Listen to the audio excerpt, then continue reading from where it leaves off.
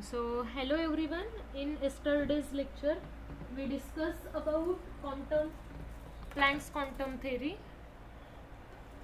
मी तुम्हाला सांगितलं होतं की ज्यावेळेस बोर्स ॲटॉमिक थेरी आलेली आहे, बोर्सच्या ॲटॉमिक थेरीच्या आधी आणि रुदरफोर्डच्या ॲटॉमिक थेरी नंतर, म्हणजे जो काही हा गॅप आहे की आफ्टर रुदरफोर्ड्स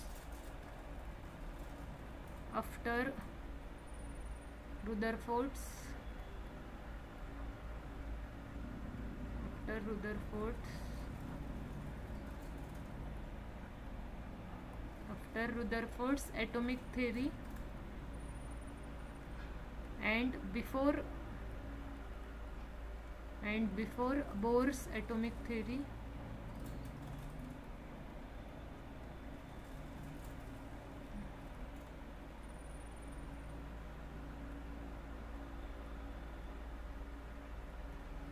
ज्यावेळेस रुदरफोर्डची ॲटॉमिक थेरी फेल झाली, रुदरफोर्डच्या ॲटॉमिक थेरीचे ड्रॉबॅक्स सुद्धा आपण डिस्कस केलेत.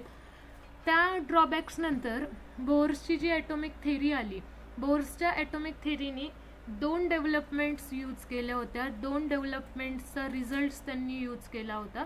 2 डेव्हलपमेंट्स झाल्या होत्या आणि त्या 2 डेव्हलपमेंट्सचा यूज केला होता कुणी, बोर्सच्या ॲटॉमिक थेरीने किंवा बोर या सायंटिस्टने. त्यातली एक डेव्हलपमेंट होती की wave particle dual nature, wave particle dual nature of electromagnetic radiation. आणि हा पार्ट आपण मग इन डिटेलमध्ये डिस्कस केला होता की इलेक्ट्रोमॅग्नेटिक रेडिएशन म्हणजे काय, त्याच्यानंतर वेव्ह म्हणजे काय, वेव्ह पार्टिकल ड्युएल नेचर का बरं असतं, का बरं आपल्याला wave particle dual nature accept करावं लागलं. काही एक्सपेरिमेंट्स असे होते की ज्याच्यामध्ये इलेक्ट्रोमॅग्नेटिक रेडिएशन वेव्हसारखी बिहेव करत होती. काही एक्सपेरिमेंट्समध्ये electromagnetic radiations are behaving like a particle. So confusion create झालं, एक डिलेमा क्रिएट झाला होता. आणि सो आपण असं ॲज्युम केलं की इलेक्ट्रोमॅग्नेटिक रेडिएशन्सचं ड्युएल नेचर आहे वेव्ह पार्टिकल. ठीक आहे, ह्यामधल्या सगळ्या इन डिटेल्स गोष्टी आपण डिस्कस केल्या होत्या. आणि त्याच्यानंतरची सेकंड डेव्हलपमेंट होती इमिशन स्पेक्ट्रा. ठीक आहे, सेकंड डेव्हलपमेंट कुठली होती ती आहे इमिशन स्पेक्ट्रा ऑफ हायड्रोजन. त्यालाच आपण असं म्हणतो line emission spectra. Line emission spectra of hydrogen. Line emission spectra of hydrogen. ठीक आहे, मग आपल्याला इन डिटेल आज तेच बघायचं आहे की इमिशन स्पेक्ट्रम म्हणजे काय किंवा line emission spectra of hydrogen कसं असणार आहे. सगळ्यात इम्पॉर्टंट, कालच्या लेक्चरमध्ये मी तुम्हाला इमिशन स्पेक्ट्राबद्दल थोडीफार इन्फॉर्मेशन दिली होती. इमिशन स्पेक्ट्रा काय आहे, तर ज्यावेळेस इलेक्ट्रॉन हायर स्टेटमधून लोअर स्टेटला येत असतो त्यावेळेस तो काय करणार आहे, एक्सेस एनर्जी जी असणार आहे ती लूज करणार आहे. फॉर एक्झाम्पल बघा, आता इलेक्ट्रॉन ह्या हायर एनर्जी स्टेटमध्ये आहे. ह्या एनर्जी स्टेटमध्ये इलेक्ट्रॉनकडे 10 जूल एवढी एनर्जी आहे. ठीक आहे, आता इलेक्ट्रॉनला यायचं आहे ह्या लोअर एनर्जी स्टेटमध्ये. सध्या इलेक्ट्रॉन कुठे आहे, ह्या हायर स्टेटमध्ये आहे. इलेक्ट्रॉनला आता यायचं आहे लोअर स्टेटमध्ये. लोअर स्टेटची एनर्जी आहे 2 जूल. म्हणजे ह्या स्टेटमध्ये कुठले इलेक्ट्रॉन्स असतील, ज्या इलेक्ट्रॉन्सकडे 2 जूल एवढी एनर्जी आहे तेवढेच ह्या स्टेटमध्ये लोअर स्टेटमध्ये असणार आहेत. मग आता ह्या इलेक्ट्रॉनला ज्यावेळेस लोअर स्टेटमध्ये यायचं आहे त्यावेळेस त्याला काय करावं लागणार आहे, जी काही एक्सेस एनर्जी आहे ती एक्सेस एनर्जी इमिट करावी लागणार आहे. एक्सेस एनर्जी काय करावी लागणार आहे, इमिट करावी लागणार आहे. इमिट करणं म्हणजेच काय करणं, लूज करणं. कारण त्याच्याकडे 10 जूल आहे, त्याला इथे 2 जूलच्या एनर्जीजमध्ये यायचं आहे. त्याला किती जास्त एनर्जी आहे, त्याच्याकडं 8 जूल एवढी जास्तीची जी एनर्जी आहे ती काय करावी लागणार आहे, मग लूज करावी लागणार आहे. आणि तेव्हाच इलेक्ट्रॉन लोअर स्टेटमधून काय येईल, हायर स्टेटमधून तेव्हाच इलेक्ट्रॉन कुठे येईल, लोअर स्टेटमध्ये येईल. मग ह्यालाच आपण काय म्हणत असतो, इमिशन स्पेक्ट्रा ज्यावेळेस ही जी एक्सेस एनर्जी आहे, ही एक्सेस एनर्जी काय केली जाते, स्टडी केली जाते. ह्या एक्सेस एनर्जीचा स्टडी केल्यावरच आपल्याला काय मिळतं, इमिशन स्पेक्ट्रा मिळतं. मग सगळ्यांना इमिशन स्पेक्ट्रा म्हणजे काय कळालं का? साधं सिंपल आहे. हायर एनर्जी लेवलवरून जेव्हा इलेक्ट्रॉन लोअर एनर्जी लेवलला येईल, लोअर एनर्जी लेवलला येण्यासाठी इलेक्ट्रॉनला जी काही एक्स्ट्रा वाढीव जास्तीची जी एनर्जी आहे ती काय करावी लागणार आहे, लूज करावी लागणार आहे. ठीक आहे, त्याच वेळेस तो कुठे येऊ शकतो, लोअर एनर्जीच्या स्टेटमध्ये येऊ शकतो. मग इलेक्ट्रॉननी जी ही जास्तीची एनर्जी लूज करून टाकली आहे, इमिट करून टाकली आहे, ती किती आहे आणि तिच्याबद्दलच्या डिटेल्स किंवा तिची एनर्जी किती असणार आहे, तर ते सगळं स्टडी केलं आणि त्याला काय नाव दिलं, तर इमिशन स्पेक्ट्रा असं नाव दिलेलं आहे. मग सगळ्यात पहिल्यांदा आपण जर डेफिनेशन लिहायची म्हटली तर डेफिनेशन काय लिहू शकतो बघा. When a substance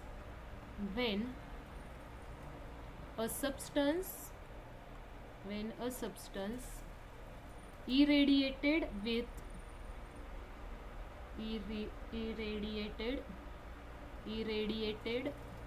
when a substance is irradiated with electromagnetic radiation, it absorbs energy. बघा इथं आपण absorbs म्हणतोय, it absorbs energy. atoms किंवा molecules or ions which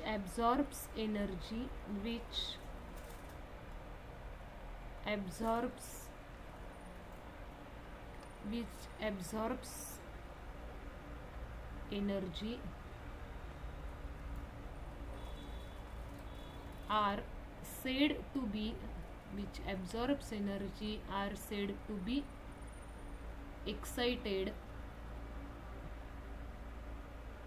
Okay, the excited species. बघा आता हे जे एक्साइट झालेले स्पेसिस असतात, the excited species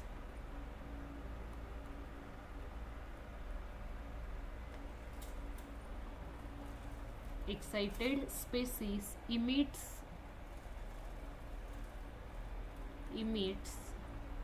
absorbed energy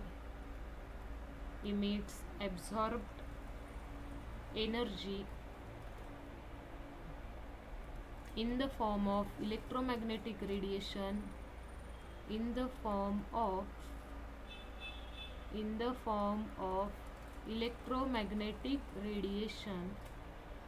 This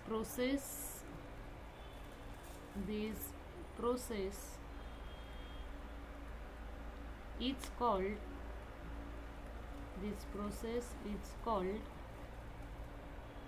emission. This process is called emission of radiation.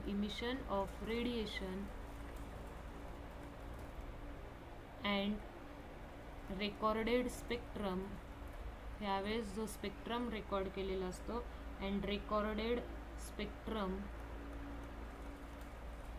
is known as emission spectrum.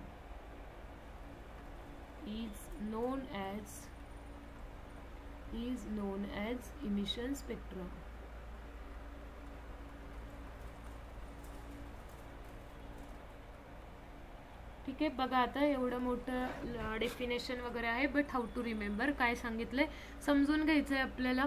When a substance is irradiated with electromagnetic radiation.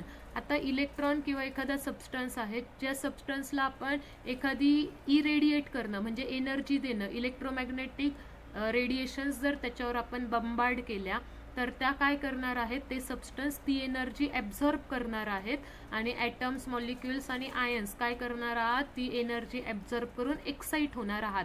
जसं की for example आत्ता lecture चालू असताना मी जर तुम्हाला थोडंफार motivation दिलं तर तुम्ही कुठल्या लेवलला जाणार आहात, एक्साइटेड लेवलला, जोशवाल्या स्टेटला जाणार आहात, तुम्ही लगेच क्लास झाल्या अभ्यास करता। सेम तसंच आहे, इलेक्ट्रॉन आहे, इलेक्ट्रॉनला एखाद्या सबस्टन्सला बाहेरून जर एनर्जी मिळाली तर तो ती ॲब्झॉर्ब करेल आणि कुठल्या स्टेटमध्ये जाईल तर एक्साइटेड स्टेटला जाईल। एक्साइटेड स्टेटला जाणं म्हणजेच इलेक्ट्रॉन लोअर एनर्जी लेवलवरून कुठं गेलाय, हायर एनर्जी लेवलला गेलाय। आता तुमची एनर्जी लो आहे, थोडंफार मोटिवेशन मिळालं की एनर्जी हाय होणार। This is nothing but the excitation. Okay, कळतंय? इलेक्ट्रॉन आहे, एखादा सबस्टन्स आहे, त्याला बाहेरून एनर्जी दिली, ती एनर्जी तो ॲब्झॉर्ब करेल। ॲटम्स, मॉलिक्युल्स किंवा आयन्स ती एनर्जी ॲब्झॉर्ब करून कुठं जातील, एक्साइटेड स्टेटला जातील। एक्साइट स्टेट म्हणजेच काय आहे तर हायर एनर्जी स्टेट आहे। मग ज्यावेळेस electrons, molecules, atoms, excited species काय करतील, एक्साइटेड स्पेसिस हायर एनर्जी लेवलला गेल्यावर इमिट करतील काय, जेवढी एनर्जी ॲब्झॉर्ब केली आहे तेवढी ती इमिट करतील। कुठल्या फॉर्ममध्ये इमिट करतील तर in the form of electromagnetic radiation. आणि ही जी प्रोसेस आहे हिला आपण काय म्हणतो, इमिशन ऑफ रेडिएशन।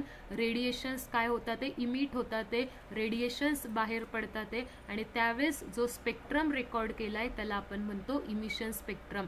म्हणजे बघा आता इलेक्ट्रॉन त्याचा स्वतःहून हायर स्टेटला जाणार नाही, बाहेरून एनर्जी दिली, इलेक्ट्रॉननी ती एनर्जी ॲब्झॉर्ब केली, ॲब्झॉर्ब केल्यावर इलेक्ट्रॉन कुठं गेला, हायर स्टेटला गेला, एक्साइट झाली आहे ती मॉलिक्यूल, तो इलेक्ट्रॉन, तो ॲटम, आणि ज्यावेळेस तो हायर स्टेटला जातो त्यावेळेस तो पुन्हा काय करतो, एनर्जी लूज करून त्याच्या लोअर स्टेटला येतो। फॉर एक्झाम्पल आता इलेक्ट्रॉन इथे 2 जूलच्या इलेक्ट्रॉनिक स्टेटमध्ये आहे, ह्या 2 जूलच्या इलेक्ट्रॉनला जर मी 8 जूलची एनर्जी दिली तर तो ती 8 जूलची एनर्जी ॲब्झॉर्ब करेल, टोटल एनर्जी 10 जूल होईल। इलेक्ट्रॉन ती एनर्जी ॲब्झॉर्ब करून हायर स्टेटला जाईल। हायर स्टेटला गेल्यावर तो पुन्हा त्याच्या लोअर स्टेटला येण्यासाठी पुन्हा 8 जूल एनर्जी इमिट करून टाकेल। म्हणजे सुरुवातीला तो एनर्जी ॲब्झॉर्ब करतोय, ॲब्झॉर्ब करून तो हायर स्टेटला जातोय, हायर स्टेटला गेला म्हणजेच तो ॲटम, मॉलिक्यूल, आयन्स एक्साइटेड लेवलला गेलाय, एक्साइटेड स्टेटला गेलाय। एक्साइटेड स्टेटला गेल्यावर पुन्हा तो काय करतो, ॲब्झॉर्ब केलेली एनर्जी काय करतो, इमिट करतो, आणि त्याला आपण काय म्हणतो, इमिशन म्हणतो। आणि त्यावेळेस जो स्पेक्ट्रम रेकॉर्ड होतो त्याला आपण इमिशन स्पेक्ट्रा म्हणतो। Is it clear? Let me know, सगळ्यांना क्लिअर झालंय? मग इमिशन स्पेक्ट्रा म्हणजे काय? Yes ma'am. Okay, any doubt? एकदम सिंपल आहे। सुरुवातीला तुम्हाला थोडंसं मोटिवेशन मिळालं की तुम्ही एक्साइट होता, दॅट इज अ ॲब्झॉर्प्शन। परत तुम्ही डाऊन टू म्हणजे परत तुम्ही तुमच्या रेग्युलर स्टेटमध्ये किंवा रेग्युलर हॅबिट्समध्ये कन्वर्ट होतात, मोटिवेशन संपून गेलेलं असतं। सेम तसंच आहे, इलेक्ट्रॉन सुरुवातीला एनर्जी ॲब्झॉर्ब करून हायर स्टेटला जातील, हायर स्टेटवरून लोअर स्टेटला येताना पुन्हा ते काय करतील, एनर्जी इमिट करतील, आणि त्यावेळेसचा जो स्पेक्ट्रम असेल त्याला आपण काय म्हणतो, इमिशन स्पेक्ट्रा म्हणतो। मग सगळ्यात सिम्पलेस्ट इमिशन स्पेक्ट्रा कुणाचा आहे तर the hydrogen element, the hydrogen element,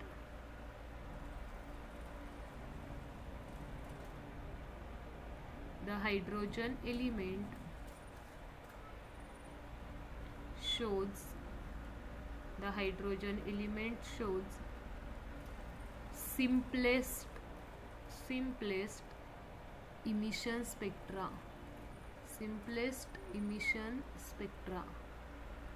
मग पेपरला तुम्हाला इथून क्वेश्चन येईल बाळांनो की कुठला असा एलिमेंट आहे ज्याचा इमिशन स्पेक्ट्रा एकदम सिम्पलेस्ट आहे। सिम्पलेस्ट आहे इट मीन्स की it is easy to study, म्हणजे हायड्रोजनचा इमिशन स्पेक्ट्रा आपण इझिली स्टडी करू शकतो, तो कॉम्प्लिकेटेड नाही आहे। ओके, मग कुठला एलिमेंट आहे ज्या एलिमेंटचा इमिशन स्पेक्ट्रा हा सगळ्यात सिम्पलेस्ट असणार आहे? The name of that element is काय आहे, बोला, हायड्रोजन। कुठला एलिमेंट आहे तर हायड्रोजन। ठीक आहे, इथपर्यंत क्लिअर आहे? आता मग हा जो हायड्रोजनचा स्पेक्ट्रम आहे तो दिसतो तरी कसा? ठीक आहे, काय आहे त्याची डायग्रॅम, कसं ते ट्रान्झिशन होतंय, तर आता ती डायग्रॅम मी ड्रॉ करणार आहे। इथे मी पेज न्यू पेजवर स्टार्ट करते. n is equal to infinite.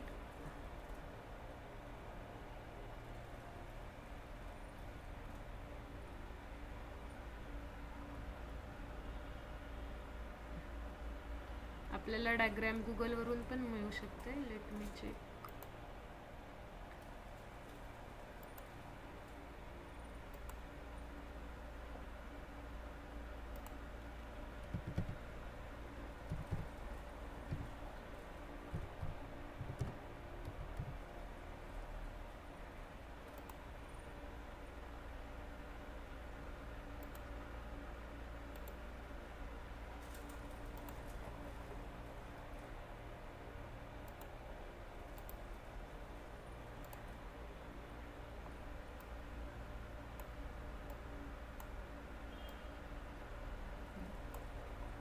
बघा आता मी इथे एक डायग्राम हे केलेली आहे, इन्सर्ट केलेली आहे, सो दॅट आपण आपला टाइम सेव्ह करू शकू. सेम बुकमध्ये पण ह्याच प्रकारची डायग्राम आहे, so you don't need to worry.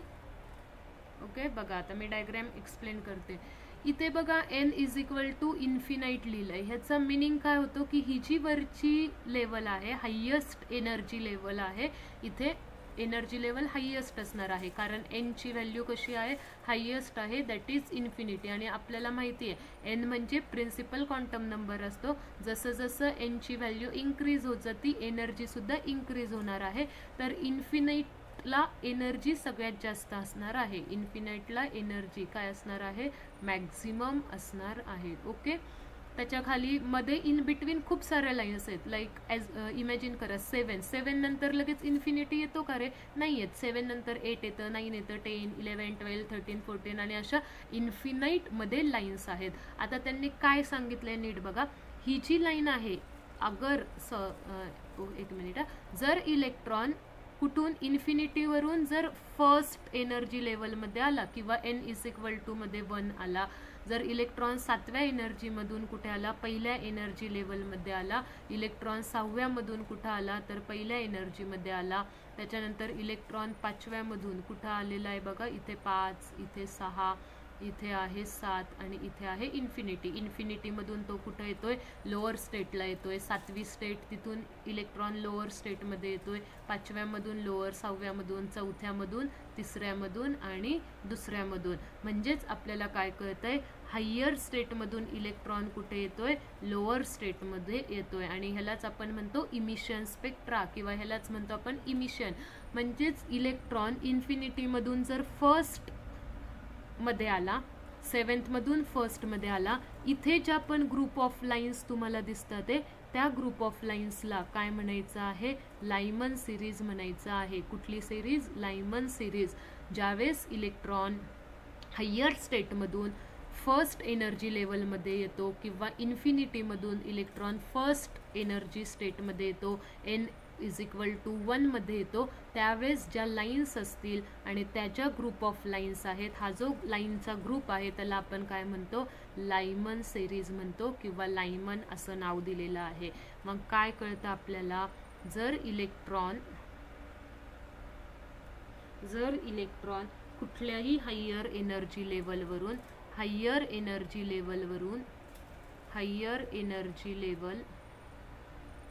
Energy to n is equal to 1 मध्ये आला, तर तिथे आपण काय म्हणतो, इलेक्ट्रॉन लायमन सिरीज मध्ये आलेला आहे. ओके, फर्स्ट पॉइंट क्लिअर आहे. आता नेक्स्ट बघा, इलेक्ट्रॉन इन्फिनिटीमधून सेकंडमध्ये आला, 7th मधून सेकंडमध्ये आला, 6 मधून सेकंडमध्ये आला, 5th मधून सेकंडमध्ये, 4th मधून सेकंडमध्ये, 3 मधून सेकंडमध्ये. ओके, म्हणजेच आता इलेक्ट्रॉन कुठल्या शेलमध्ये येतोय, तर सेकंड नंबरच्या शेलमध्ये येतोय. कुठून, हायर एनर्जी स्टेटवरून. ह्यावरच्या सगळ्या कशा आहेत, हायर आहेत. जशी जशी n ची व्हॅल्यू वाढते तसं तसं एनर्जीची व्हॅल्यू पण वाढणार आहे. हायर एनर्जीमधून जर इलेक्ट्रॉन सेकंड नंबरच्या शेलमध्ये आला, सेकंड शेलमध्ये जर इलेक्ट्रॉन आला, तर त्याला आपण काय म्हणणार आहोत, बाल्मर सिरीज म्हणणार आहोत. Okay, got it. हे नावं कुठून पडले तर बाळांनो हे सायंटिस्टचे नावं आहेत. मग आपल्याला काय कळतं, जर हायर एनर्जी लेवलमधून इलेक्ट्रॉन कुठे आला, n = 2 मध्ये आला, तर त्याला आपण कुठली सिरीज म्हणतो, बाल्मर. ओके, काय नाव आहे, बाल्मर सिरीज. ठीक आहे, सेम तसंच आहे. आता तुम्हाला असा क्वेश्चन पडेल, मॅडम इलेक्ट्रॉन फर्स्टमध्ये का नाही आला. आता सपोज बघा, इथे इलेक्ट्रॉन 7th शेलमध्ये आहे आणि त्याची एनर्जी आहे 7 जूल. ठीक आहे, आणि आता इलेक्ट्रॉन सेकंडमध्ये जो इलेक्ट्रॉन असणार आहे त्याची एनर्जी आहे 2 जूल. आता 7 जूल आणि इथे जर यायचं असेल तर 2 जूल. आता हा जो इलेक्ट्रॉन आहे ह्याच्याकडे 7 जूल एवढी एनर्जी आहे, त्यांनी 5 जूल एनर्जी इमिट केली, म्हणजे 5 जूल त्यांनी एनर्जी देऊन टाकली किंवा ती बाहेर टाकली, तर त्याच्याकडे किती राहणार आहे, 2 जूल. आणि 2 जूल एनर्जीवाले इलेक्ट्रॉन कुठे आहेत, सेकंडमध्ये आहेत. जर त्यांनी 6 जूल इमिट केली असती तर तो कुठं आला असता, फर्स्ट शेलमध्ये आला असता. ह्या टाईपने ते काय करा, समजून घ्या. जेवढी एनर्जी होती तेवढी त्यांनी लूज केली आणि तो कुठं येऊ शकतो, सेकंडमध्ये येऊ शकतो, फर्स्टमध्ये येऊ शकतो. जर इलेक्ट्रॉन थर्ड शेलमध्ये आला, कुठून, हायर एनर्जी लेवलमधून थर्डमध्ये आला, तर त्याला आपण पाश्चन सिरीज म्हणतो. इलेक्ट्रॉन हायर एनर्जी लेवलमधून जर फोर्थमध्ये आला तर त्याला आपण ब्रॅकेट सिरीज म्हणतो. आणि इलेक्ट्रॉन हायर एनर्जी लेवलमधून जर 5व्या शेलमध्ये आला तर त्याला आपण पी फंड म्हणतो. मग असं इलेक्ट्रॉन 6व्या शेलपर्यंत पण येऊन थांबू शकतात, इलेक्ट्रॉन 7व्या शेलपर्यंत येऊन पण थांबू शकतात. पण पुढच्या सिरीजचे आपल्याला नावं नाही दिलेले. आपल्याला फर्स्ट 5 काय आहेत, first 5 series, first 5 group of lines काय आहेत स्टडी करायला दिलेल्या आहेत. सो क्लिअर आहे का.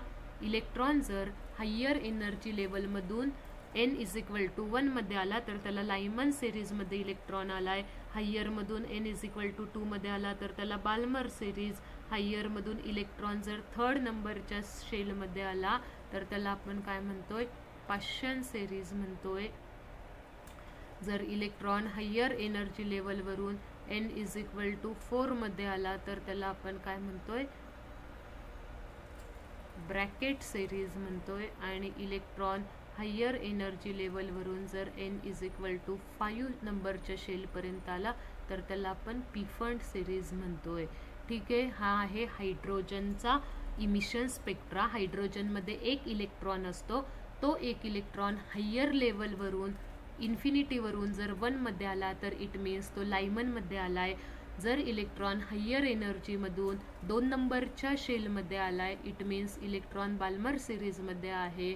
ठीक आहे, गॉट इट, कळतंय सगळ्यांना. आता इथे खाली नावं लिहिलेत बघा, अल्ट्रा व्हायोलेट, इथे आहे व्हिजिबल, नियर इन्फ्रारेड, फार इन्फ्रारेड आणि फार इन्फ्रारेड. म्हणजे लायमन सिरीज कुठे दिसतात तर अल्ट्रा व्हायोलेट रिजनमध्ये दिसतात. बाल्मर सिरीज कुठे दिसते तर व्हिजिबल रिजनमध्ये दिसते. पाश्चन सिरीज कुठं दिसणार आहे तर इन्फ्रारेडमध्ये दिसणार आहे. ब्रॅकेट सिरीज कुठं दिसेल तर इन्फ्रारेड बट फार, इन्फ्रारेडपासून थोड्या लांब असतील. आणि पी फंड सिरीज कुठं असतील तर इन्फ्रारेडपासून खूप जास्त लांब असतील. ओके, ह्या काय आहेत, सगळ्या इलेक्ट्रोमॅग्नेटिक रेडिएशन्स आहेत. ओके, क्लिअर आहे सगळ्यांना. कुणाला काही डाऊट आहे ह्या डायग्रॅममध्ये, ह्याला आपण काय म्हणतोय, emission spectra of hydrogen. Okay, hydrogen ॲटमचा काय आहे, इमिशन स्पेक्ट्रा. क्लिअर आहे का, सांगा मला. Yes ma'am. हां, ओके, ठीक आहे. मग आता ह्या ज्या रेडिएशन्स आल्या, ही जी एनर्जी त्यांनी लूज केली आहे, मग तिची एनर्जी किती असेल, त्या वेवची लेंथ किती असेल आणि वेव नंबर किती असेल, ह्या सगळ्याचं फॉर्म्युलेज आपल्याला मिळाले. तर आपल्याला एक फॉर्म्युला काय मिळतो, wave number = RH in bracket 1/n फायनलचा स्क्वेअर मायनस 1/n इनिशियलचा square. Okay, always remember n final म्हणजे फायनली इलेक्ट्रॉन कुठल्या स्टेटमध्ये येतोय, फायनली इलेक्ट्रॉन कुठे येतोय, फायनल स्टेट ऑफ इलेक्ट्रॉन तो फर्स्टमध्ये येतोय, सेकंडमध्ये येतोय, थर्डमध्ये येतोय. फायनल स्टेट ऑफ इलेक्ट्रॉन आणि एन इनिशियलचा मिनिंग होतो की इनिशियली इलेक्ट्रॉन कुठे असणार आहे, initial state of electron, initial state of electron. मग इथून तुम्हाला क्वेश्चन्स विचारले जातात, आर एचची व्हॅल्यू काय आहे, तर इथे आर एचची व्हॅल्यू आहे 109677. What is the unit. आता नंबर्स आहेत, ह्या नंबर्सला युनिट नाही आहे, आर एचला युनिट आहे आणि ही जी व्हॅल्यू आहे आर एचची ती सेंटीमीटर इनवर्समध्ये आहे. वेव्ह नंबरचं युनिटसुद्धा काय असतं, सेंटीमीटर इनवर्सच असतं. मग ह्या ज्या लाईन्स आहेत, हे जे ट्रान्झिशन होतंय, ह्या ट्रान्झिशनचा वेव्ह नंबर जर कॅल्क्युलेट करायचा असेल तर तो कुठल्या फॉर्म्युल्याने फाइंड आउट करणार, wave number is equal to R H in bracket 1/n फायनलचा स्क्वेअर मायनस 1/n इनिशियलचा स्क्वेअर. फॉर एक्झाम्पल बघा आता, find out the find out, एक क्वेश्चन घेते म्हणजे तुम्हाला कळेल. Find out wave number of electromagnetic radiation, find out wave number of electromagnetic radiation emitted. electromagnetic radiation कुठून इमिट झाली आहे, emitted from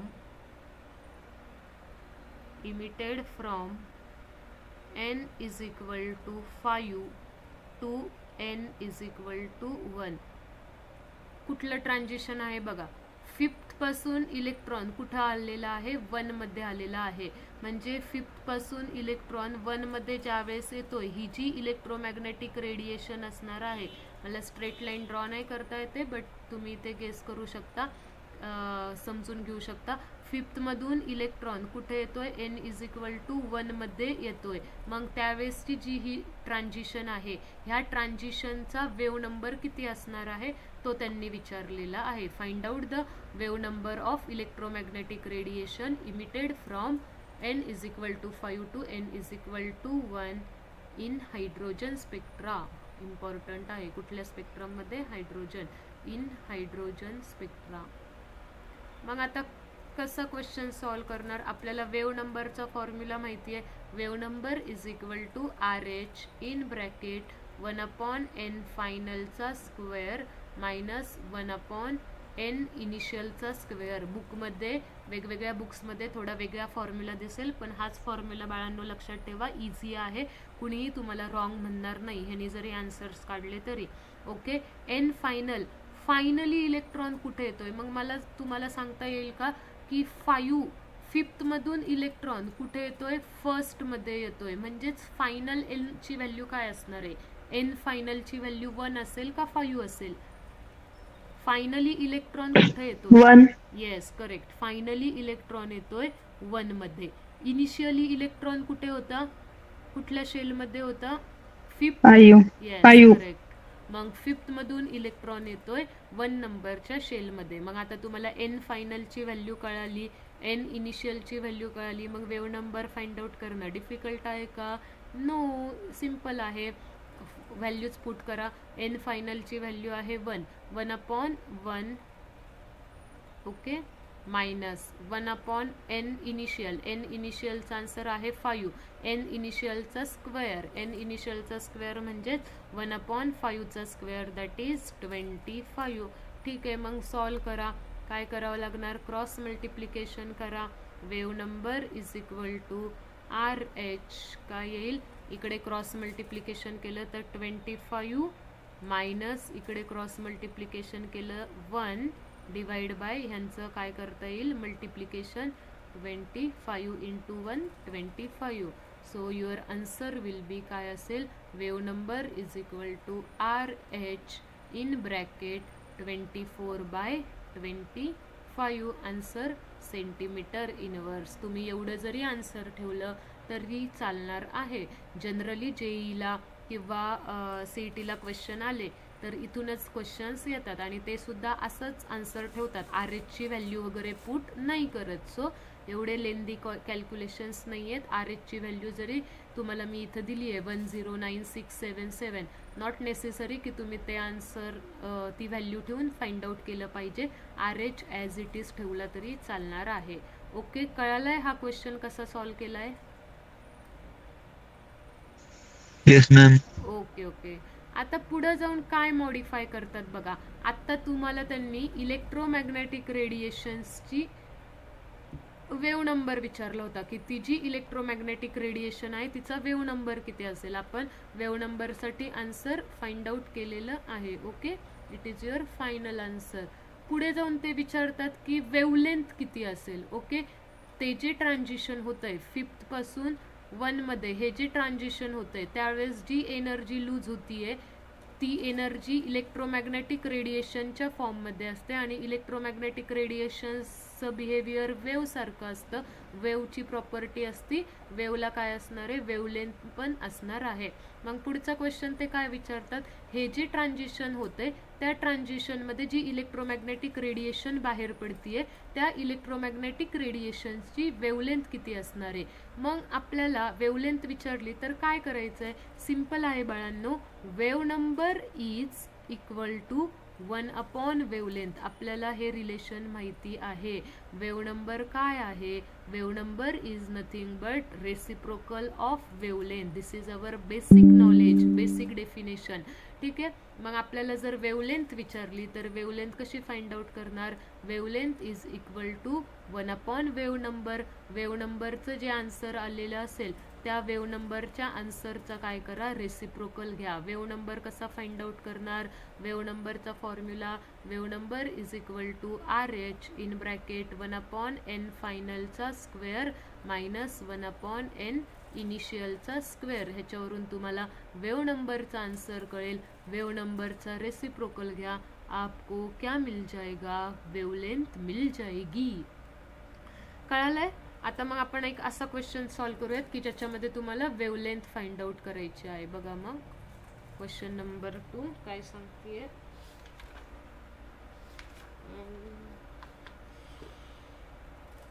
what is the wavelength of photon, what is wavelength, मी lambda लिहिते. What is a wavelength, lambda म्हणजेच wavelength, wavelength of photon. What is the wavelength of photon emitted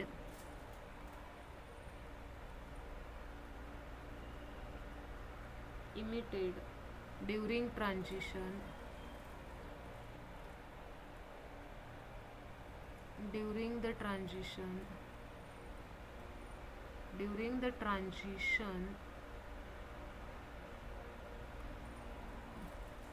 कुठून कुठं होतंय बघा transition, during the transition from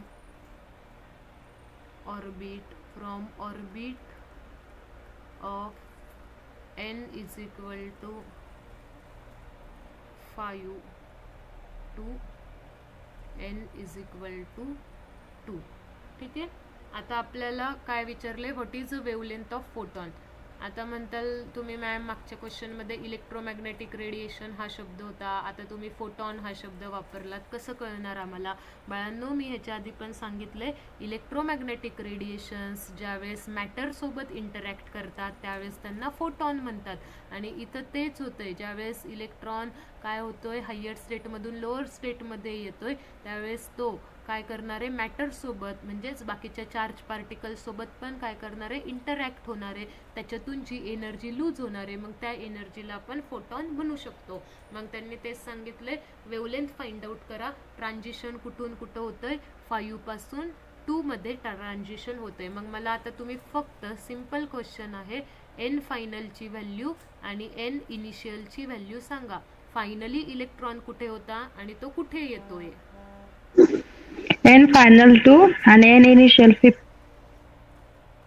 n final 2, finally electron दुसऱ्या स्टेटमध्ये येतोय आणि n इनिशियल किती आहे, 5th. इनिशियली इलेक्ट्रॉन 5th शेलमध्ये होता, आता तो कुठे येतोय, 2nd शेलमध्ये येतोय. ओके, मग आता आपल्याला n फायनल n इनिशियलच्या व्हॅल्यूज माहीत झाल्या.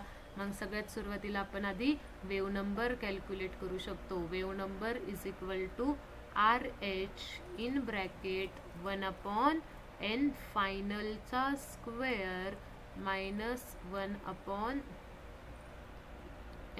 इनिशियलचा स्क्वेअर. ओके, मग we will put the values wave number is equal to RH in bracket n final it is a 2 चा square बोले तो 4 1 by 4 minus 1 upon n initial चा square n initial ची value 5 initially electron 5th orbit मध्ये होता आता तो कुठे येतोय फर्स्ट ऑर्बिट सेकंड ऑर्बिट मध्ये येतोय ओके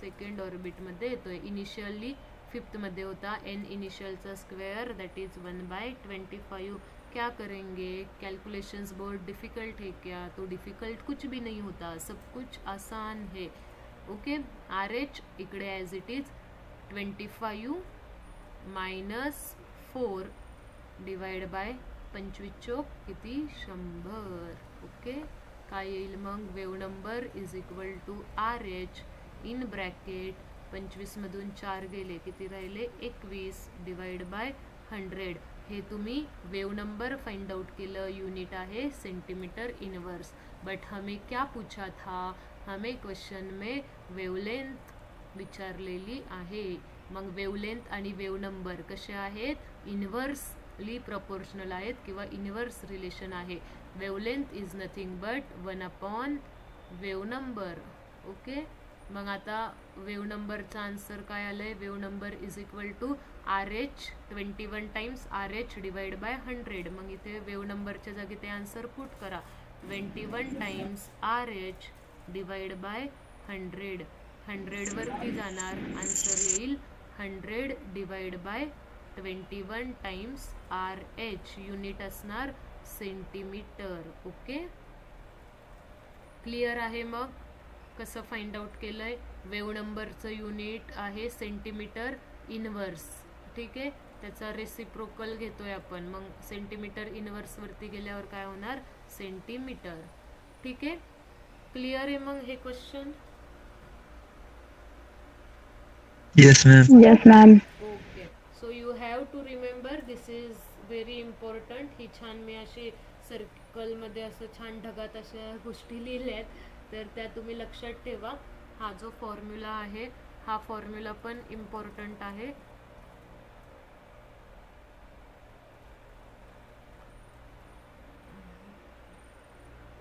हा वेव नंबरचा formula wave number is nothing but reciprocal आहे वेवलेंथचा okay now next type question काय येऊ शकतो बघा तुम्हाला बघा मी आधी वेव नंबर सांगितलं वेव नंबर वरून तुम्हाला ते वेवलेंथ विचारतील कदाचित ते तुम्हाला फ्रिक्वेन्सी सुद्धा विचारतील मग काय रिलेशन आहे जर वेव नंबर तुम्हाला माहित असेल तुम्ही वेवलेंथ फाइंड आउट करू शकता वेवलेंथ कळाली तर तुम्ही फ्रिक्वेन्सी फाइंड आउट करू शकता का frequency is nothing but c upon lambda ठीक आहे फ्रिक्वेन्सी इज इक्वल टू बघा आता c अपॉन लॅम्बडालाच मी थोडंसं वेगळ्या फॉर्ममध्ये लिहिते काय लिहिते बघा c इंटू 1 अपॉन लॅम्बडा असं लिहिते c अपॉन लॅम्बडा म्हणजे c इंटू 1 अपॉन लॅम्बडा मग फ्रिक्वेन्सी इज इक्वल टू काय होईल c 1 अपॉन लॅम्बडा म्हणजेच काय रे बाळांनो 1 अपॉन लॅम्बडा म्हणजेच काय इथे बघा मॅडमने लिहून दिलंय आता 1 अपॉन लैम्बडा इसको ही क्या बोलेंगे वेव नंबर बोलेंगे मग 1 अपॉन लैम्बडा की जगह पे हम क्या पुट कर सकते हैं 1 upon lambda is nothing but wave number मग जर तुम्हाला फ्रिक्वेन्सी विचारली फ्रिक्वेन्सी जर विचारली वेव नंबर फाइंड आउट करताल वेव नंबरला मल्टिप्लाय कशाने करताल सी नी करताल सी म्हणजे काय velocity of light velocity of light काय असते तर 3 × 10⁸ मीटर पर सेकंड असते बट आता इथे तुम्हाला व्हॅल्यू कशामध्ये ठेवावी लागणार आहे सेंटीमीटर मध्ये का बरं कारण वेव नंबरचं युनिट वेव नंबर आपण सेंटीमीटर इनवर्स मध्ये फाइंड आउट करतोय ठीक आहे मग वेव नंबर जर सेंटीमीटर इनवर्स मध्ये फाइंड आउट करत असताल वेव नंबरचं युनिट जर सेंटीमीटर इनवर्स असेल तर व्हेलोसिटी ऑफ लाइट पण कशामध्ये असली पाहिजे सेंटीमीटर मध्ये असली पाहिजे म्हणजेच तिची कुठली व्हॅल्यू घेतली पाहिजे मग तुम्ही इथे 3 × 10⁻10 ही व्हॅल्यू घेतली पाहिजे आता ह्याच केसमध्ये जर तुम्हाला फ्रिक्वेन्सी पण विचारली असती, what is the wavelength and frequency विचारली असती, तर बघा फ्रिक्वेन्सी कशी फाइंड आउट केली असती. Frequency is equal to C times of wave number. Wave नंबरचा आन्सर आहे इथे आलेलं RH, 21 टाइम्स RH. सी ची व्हॅल्यू पुट करा 3 × 10⁻10 आणि RH किती टाइम्स आहे 21 टाइम्स डिवाइड बाय 100. म्हणजेच तुम्हाला इथून फ्रिक्वेन्सी पण मिळाली असती. किती येईल आन्सर मग 21 × 3 जर केलं तर 3 आणि इथे 63 टाइम्स RH. 10 ची पॉवर किती असेल, इथं 10 आहे, हे 2 जर वरती गेले तर -2 होतील, म्हणजेच 8. आन्सर काय येईल मग फ्रिक्वेन्सीचं 63 टाइम्स RH × 10⁸. ओके, इथे सगळीकडं इंटू आहे. क्लिअर आहे. फ्रिक्वेन्सी कशी फाइंड आउट करू शकतात, वेवलेंथ कशी फाइंड आउट करू शकतात. Once you know the wave number you can find out the wavelength and frequency also. Okay, anyone have any problem? कळालंय सगळ्यांना? Yes, ma'am. Okay okay. बघा आता next question.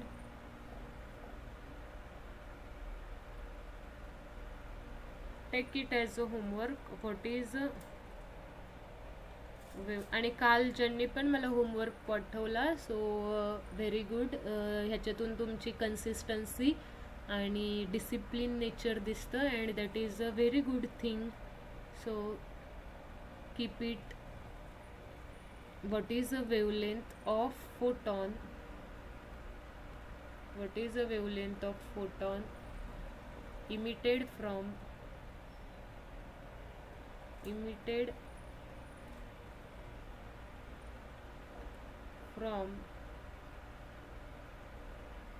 n is equal to 3 to n is equal to 1. Okay, तुम्हाला wavelength विचारलेली आहे. सगळ्यात सुरुवातीला wavelength जरी विचारली तरी लक्षात घ्या बाळांनो, तुम्हाला वेव नंबर फाइंड आउट करावा लागणार आहे. वेव नंबरवरून वेवलेंथ कसं काय रिलेशन आहे, रेसिप्रोकल आहे. Wave number is nothing but 1/λ आहे. फॉर्म्युला रिअरेंज करा, वेवलेंथ तुम्हाला मिळून जाईल. ठीक आहे, मला जस्ट आत्ता तुम्ही फक्त एवढं सांगताल का n फायनलची व्हॅल्यू किती असेल आणि n इनिशियलची व्हॅल्यू किती असेल. इनिशियली इलेक्ट्रॉन कुठे आहे आणि फायनली तो कुठल्या स्टेटमध्ये येतोय. n फायनलची 1 आणि n इनिशियलची 3. Yes, correct. Finally electron first मध्ये येतोय, इनिशियली तो थर्ड मध्ये आहे. तिसऱ्या एनर्जी लेवल मधून इलेक्ट्रॉन कुठे येतोय, पहिल्या स्टेट मध्ये येतोय. मग इनिशियली इलेक्ट्रॉन आहे थर्ड मध्ये, फायनली इलेक्ट्रॉन येतोय 1 मध्ये. ओके, मग आता तुम्हाला n फायनल n इनिशियलच्या व्हॅल्यूज माहीत झाल्या. मग अप्रोच काय असणार आहे, वेव नंबर कॅल्क्युलेट करणं and then wavelength find out करणं. ओके, सो क्लिअर आहे इथपर्यंत सगळ्यांना? Yes ma'am. Okay okay, so we will stop here. आजच्या लेक्चरमध्ये आपण मग हायड्रोजन इमिशन स्पेक्ट्रा डिस्कस केला आहे. रिवाइज करा. तुम्हाला जर अजून स्टडीसाठी काही मटेरियल वगैरे हवं असेल तर तुम्ही ते पण मागू शकता. बट राईट नाऊ आपले जे बुक्स आहेत ते सफिशियंट आहेत आणि आपल्या नोट्स सारख्या रिवाइज करा. पाठीमागचे जे पॉईंट्स झालेत कीप रिवाइजिंग इट, कारण असं नको व्हायला की आपल्याला पुढच्या गोष्टी कळतात ते येतात ते पण आपण पाठीमागच्या गोष्टी विसरून जातोय. So revision is the most important thing in your study. Until and unless तुम्ही सारखी रिवाइज करणार नाहीत तोपर्यंत ते तुमच्या सबकॉन्शियस माइंडमध्ये जाणार नाही. बघा, 2 माइंड्स असतात, त्यातला एक असतो सबकॉन्शियस माइंड आणि एक असतो कॉन्शियस माइंड. सबकॉन्शियसमध्ये जी गोष्ट जाते ती तुम्हाला कधी पण विचारा, तुम्हाला येतेच. तुम्हाला 2चा पाढा कधी पण विचारा, तो तुम्हाला येणारच आहे, कारण तो तुम्ही एवढ्या वेळा प्रॅक्टिस केलाय की आता तो तुमच्या सबकॉन्शियस माइंडमध्ये गेलाय. तुमचं नाव, तुमचं आडनाव, तुमची बर्थ डेट का बरं लक्षात राहतात? तुमच्या इमिजिएटली तुमच्या टिप्सवर असतात, ओठांवर त्या सगळ्या गोष्टी असतात. का? कारण त्या खूप टाइम्स तुम्ही यूज केल्या आहेत, रिवाईज केल्या आहेत. सेम थिंग आहे. तुम्हाला जर उद्या कोणी वेव नंबरचा फॉर्म्युला विचारला, व्हेलॉसिटीचा फॉर्म्युला विचारला, फ्रिक्वेन्सीचा फॉर्म्युला विचारला, वेव नंबरचा formula in terms of hydrogen spectra, hydrogen स्पेक्ट्रामध्ये वेव नंबरचा कुठला फॉर्म्युला यूज करतात, these all things should be in your tips. तुम्हाला अशा ह्या पटापट सांगता आल्या पाहिजेत. एवढा तुमचा स्टडी झाला पाहिजे, एवढी तुमची रिव्हिजन झाली पाहिजे. So keep revising it. वेगवेगळे बुक्स वापरून नवनवीन गोष्टी शिकण्यापेक्षा जे चालू आहे तेच एवढ्या वेळा रिवाइज करा. हे आम्ही जे घेतोय ते more than sufficient, more than enough असणार आहे.